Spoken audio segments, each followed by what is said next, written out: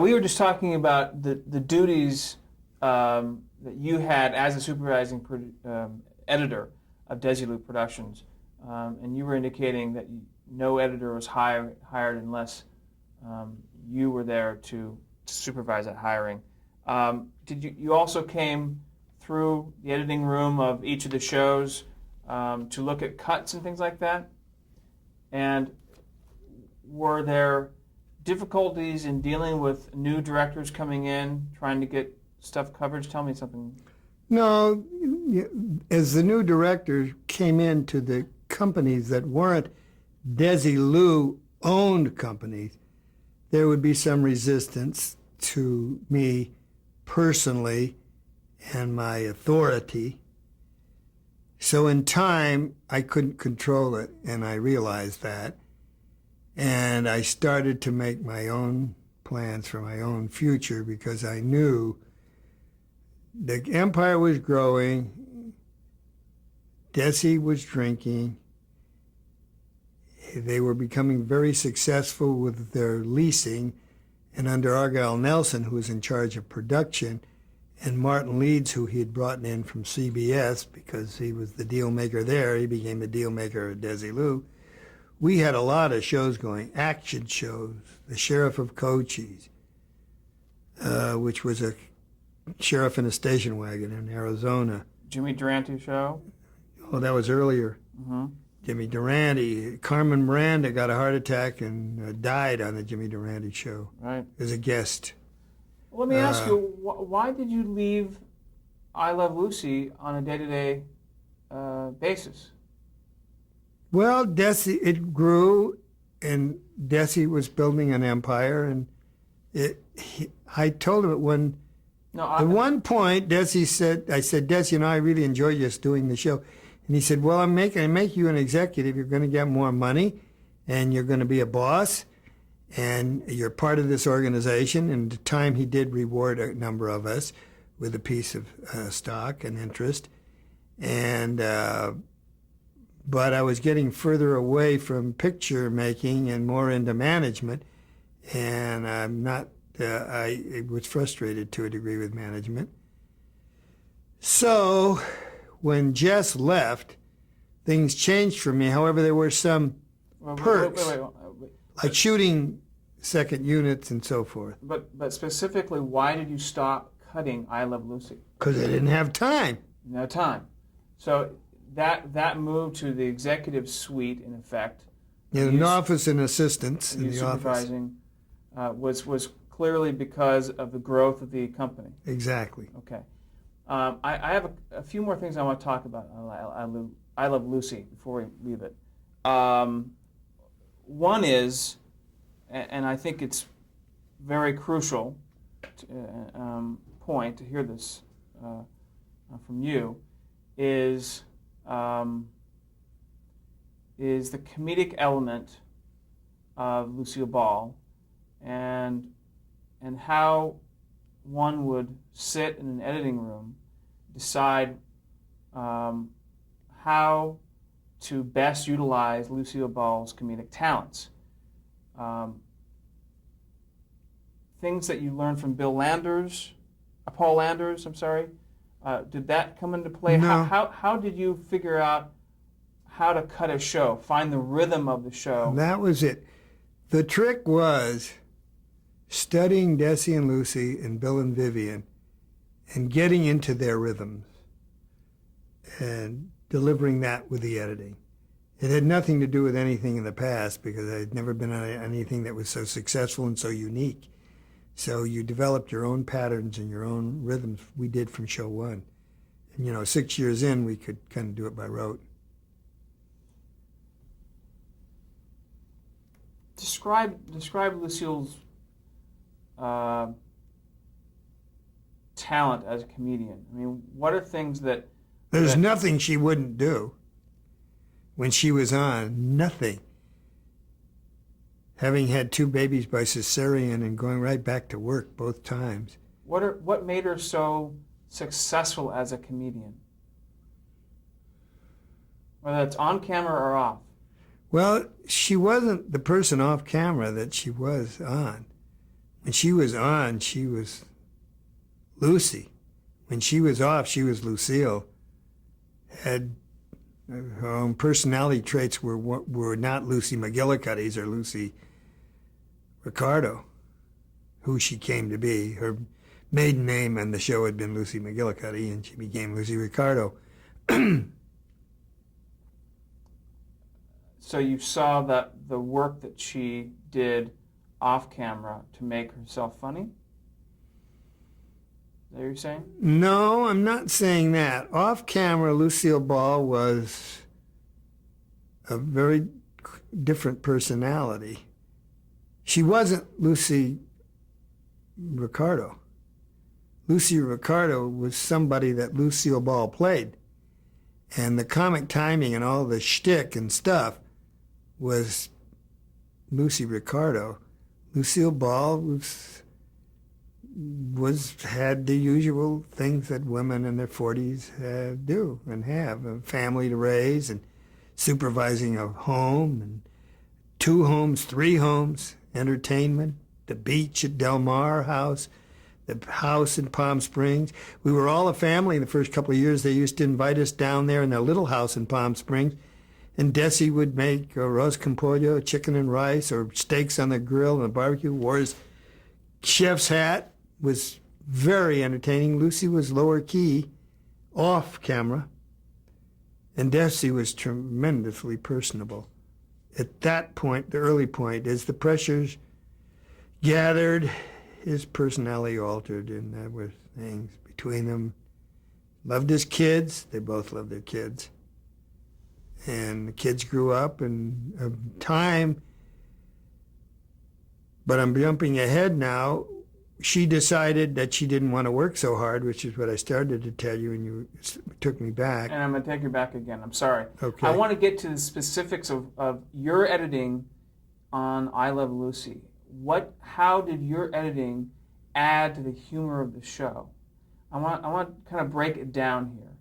I don't think it added. It was just smooth. If you were to ask me what my editing did, it made the sitcom smooth.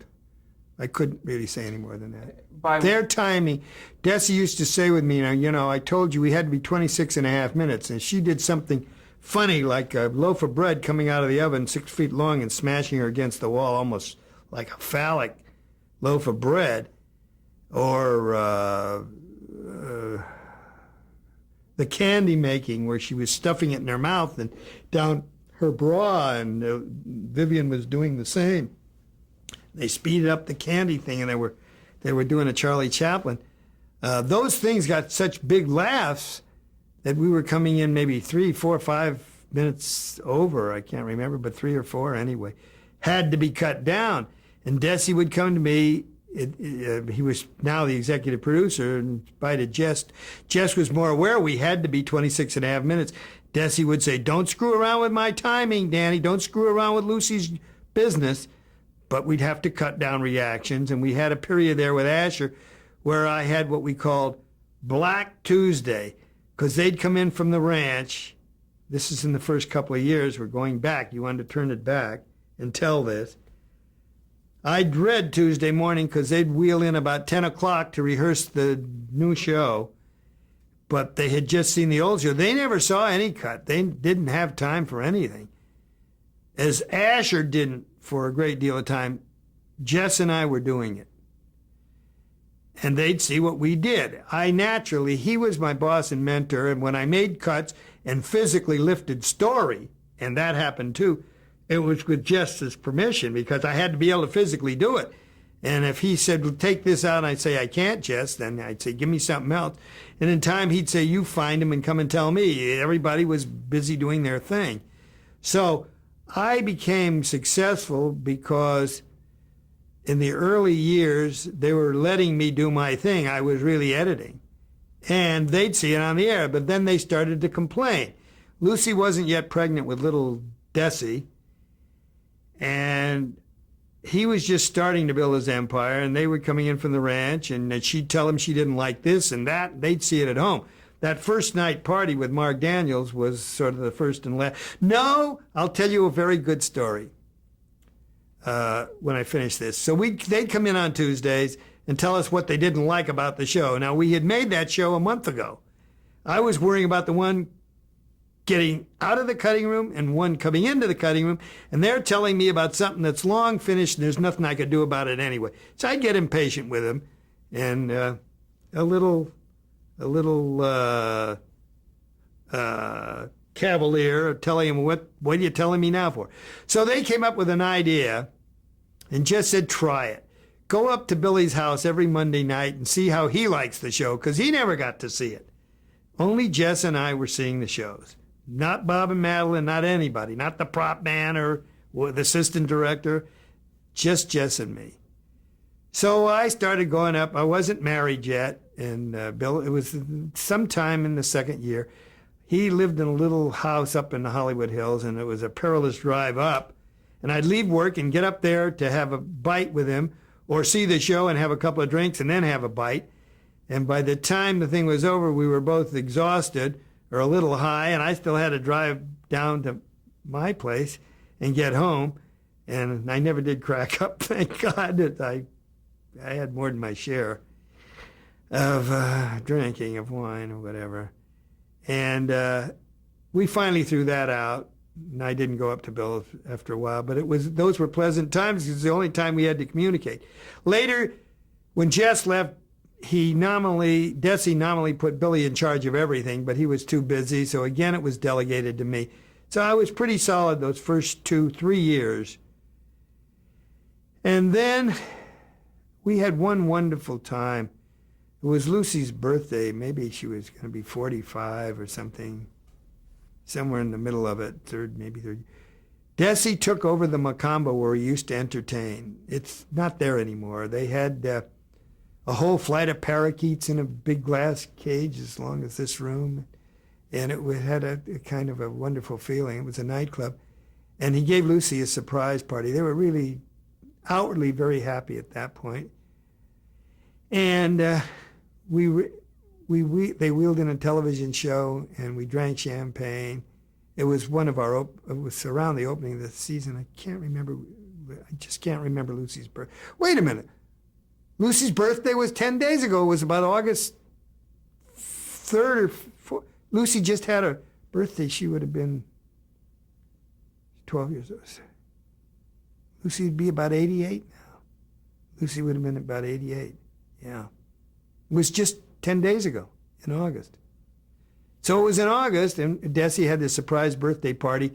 But the family was growing big. But that was the last time the whole original gang got together. It was for Lucy's birthday.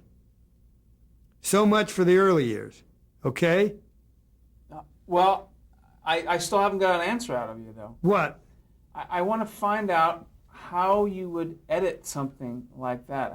How would you know to stay on the master? Well, I made the decision. But tell me what it is, what your talents are as an editor to know when to go to Lucy's reaction shot when it was covered in the master, or how do you take something to find the rhythm? It becomes an innate thing. Like, what can I compare it to that would make a simple explanation? There's a rhythm each show, each feature, every movie has its own rhythm. It comes out as you start to cut it. And I hate to sound dramatic, but you almost feel when to cut. If you're a proficient editor, it becomes instinctive. Good. So that's where I would cut. Or a good example of what we're talking about is where to cut in a reaction and not be on the person that's speaking, but being on the person that's reacting to whatever is being said. That's editing. And how does one learn that for comedy? How does an editor learn that? Well, you have to have some kind of sense of comedy. I have seen guys cut things and they were way off because they didn't have the sense of the material. So where do you think you learned that sense? Well, I'd been hanging around cutting rooms to get a basic sense, and then comedy is something that is different than dramatic or suspense. each one of these has its own, Hitchcock stuff has its own genre of rhythms. I've noticed in I Love Lucy, for example, that a lot of times you or the editor would rely on the master. If Lucy is doing a physical bit, thing, okay, you're often wide on physical unless you want her reaction to what she's doing. Like falling down on her fanny, you'd go to her head from the fall, which is an example. Well, let's bring up the famous chocolating scene. Okay. That ran over. That was one of Bill Asher's first films. Really? Yeah, it was shot at the end of the first season, so we'd have 4 in the can when we started the fall season, and Mark had done a couple, I think. Oh, what am I talking about? 26. I'm very sorry. See, this is so long.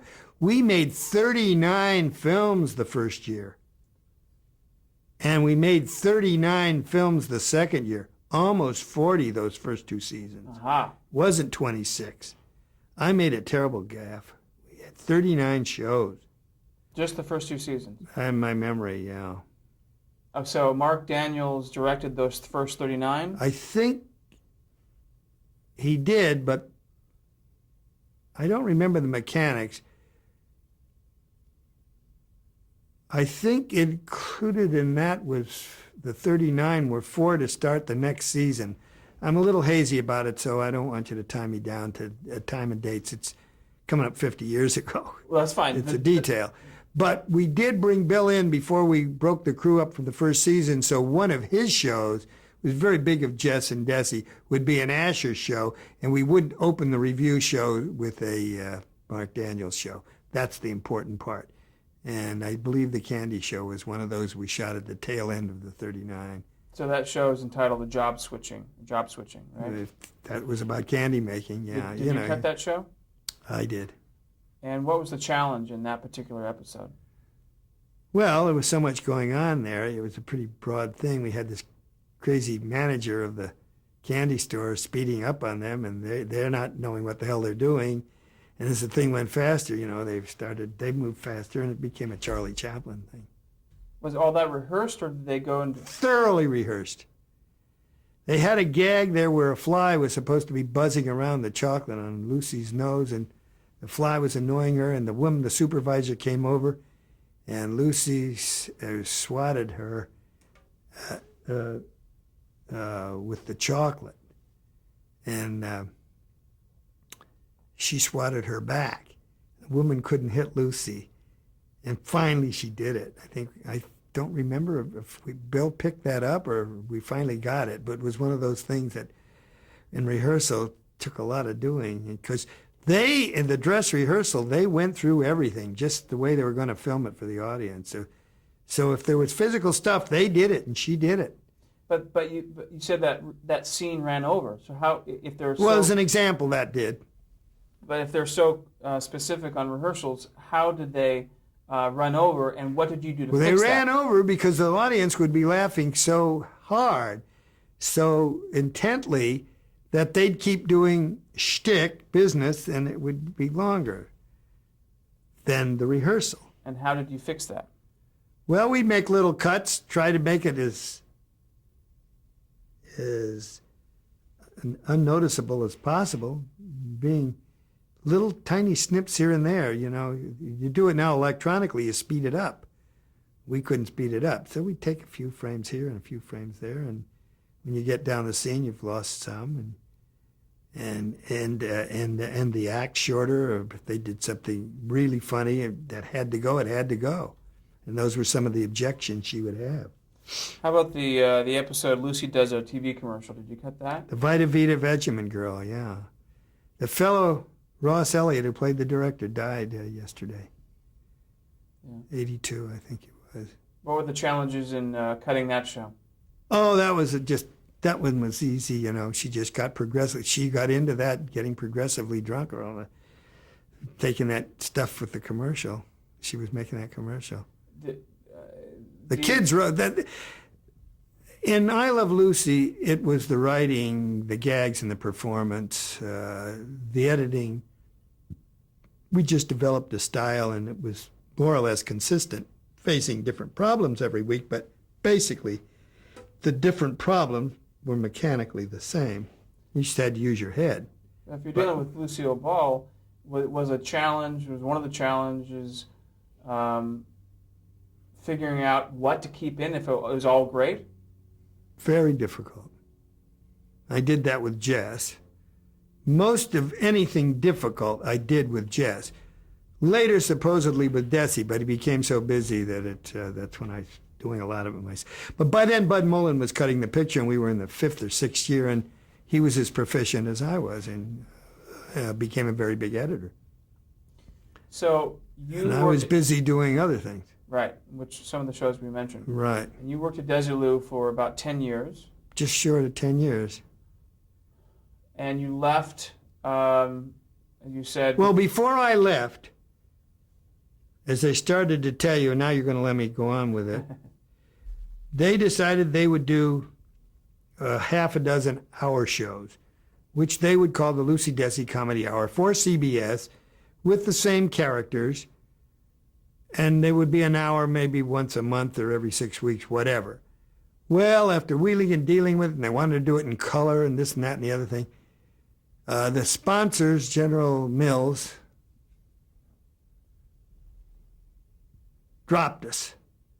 They didn't want to get involved with that much money for less exposure because they liked the idea of a half hour with their 3 or 4 commercials every week. They would lose the audience or the whatever. Something like that. Not my part of it, but it was something like that. Finally, the Ford Motor Company was coming out with their 58 Fords, a whole line of Ford Mercurys and Lincolns. And they signed on. Unfortunately, it should have been in color, but they did it in black and white for budget constrictions. We made a deal to do 5 one-hour elongated Lucy Desi specials, sponsored by the new Fords, with commercials by, oh golly, Dick Powell, Tennessee Ernie Ford. There were 3, forget who else, 2 or 3 other people. We're in the commercials. And it's in my story that I just gave the girls to read who all was in it. Desi brought a chap in as his producer under him, who had been a producer at RKO, and he and Lucy knew. Argyle Nelson knew him, and his name was Burt Granite. He had been on the Loretta Young shows, which were now off, and Burt Granite joined us for the hour shows as the producer. The director was Jerry Thorpe, who had been the first assistant director, and at the end, in the last year, replaced Bill Asher. So they gave Jerry Thorpe the big break of directing the hour shows. And the first one was called How Lucy Meets Desi on a Havana Cruise. And the story was, she goes on a cruise ship with her best friend Susie, who is played by her one of her best friends off screen, Ann Southern, and whose show we did, a half-hour sitcom. She did one called My Private Secretary, and then came to Desilu to do the Ann Southern show. And the first big one was going to be this cruise to Havana. Bert called me to the office one day. He says, you know, Desi loves the things you did. I'm also the one that went to New York and had the helicopter take Lucy to the ship when they go to Europe. I was going to go to Europe and shoot second unit, but we didn't have the time, so they made a big thing out of Lucy missing the ship. I'm not going to tell that story, but she has to go by helicopter down off Staten Island, the Statue of Liberty, to get on the cruise ship with a helicopter service, and I did the shots. My wife's, then I was married with a family, and my wife had an actress friend that lived in New York, was a dead ringer for Lucy. When I came back with those helicopter shots of her getting in it and flying over the ship, we really made this second unit. We flew over the USS Constitution, the ship in the picture. When I came back, Lucy said, Danny, if I knew I wasn't there, I swear that was me. This girl looked and acted so much like her. And if you ever see that particular show where they go to Europe, you'll see this helicopter stuff I did. So I'd made several trips. I went to Florida for what we called the dipsy fishing. It was deep sea fishing, but Desi called it dipsy fishing. Now, Jess was gone by then, but I was still going here, there, and everywhere because we'd opened up the show to exteriors. And, of course, we were the first comedy that did that. So I was out doing all kinds of things. And when I'd get out of the studio, I was having the time of my life. So back to the hour shows. The company was big then, and Desi had built an empire. Lucy's kids were growing up, and we were doing these hour shows. And I went to Desi said, "Send Danny to Havana, and he'll take wardrobe for the 4 stars, Cesar Romero and Southern, and Lucy and Desi. Desi, the plot is Desi and Cesar run a sightseeing horse and carriage sightseeing trip. They have a horse, and it's a 4-seated thing, and usually they'd spot 2 young ladies. This is the situation, the characters. They'd spot young ladies off a cruise ship, and they'd take them around for a fee. They'd spend the day with them in the evening and take them to nightclubs. That was the situation. They get off the cruise ship where Rudy Valley is an entertainer. There's a lot of other stuff. And in the beginning, it's told in a flashback how they met to Hedda Hopper, who was a very big gossip columnist in Hollywood in the 40s and 50s. So we made this show I made this montage in Havana. On the plane, I made friends with a guy who was staying at the Nacional Hotel. Went out for a big evening with him Saturday night, and turned out I was with the mafia. And I had the time of my life with him, but just one night. Later, they gave me a box of cigars and said, "Have a good shoot."